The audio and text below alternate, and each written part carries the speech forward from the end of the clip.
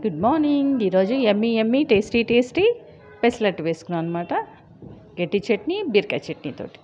పెసరట్టు ఎలా చేసుకున్నామంటే పెసరపప్పు నానేసుకున్నాం 2 hours బిఫోరు. పెసరపప్పు కొద్దిగా ఒక డబ్బా పెసరపప్పుకి హాఫ్ డబ్బా బియ్యం నానేసుకున్నాం అనమాట.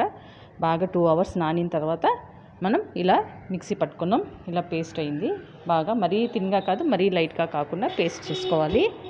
పేస్ట్ చేసుకున్న తర్వాత దాంట్లో నేను అల్లము, పచ్చిమిర్చి, కొద్దిగా మిరియాలు వేసి పేస్ట్ చేసుకున్నాను అనమాట. దాంట్లో మళ్ళీ ఏం చేస్తానంటే కొద్దిగా జీలకర్ర వేసుకున్నాము.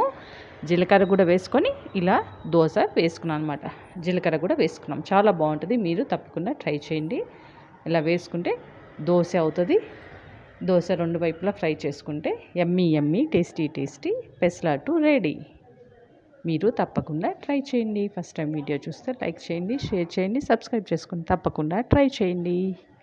పెసరట్టు ఇంకోసారి నెక్స్ట్ వీడియోలో పెసరట్టు ఉప్మా కాంబినేషన్ చూపిస్తాను. తప్పకుండా ట్రై చేయండి.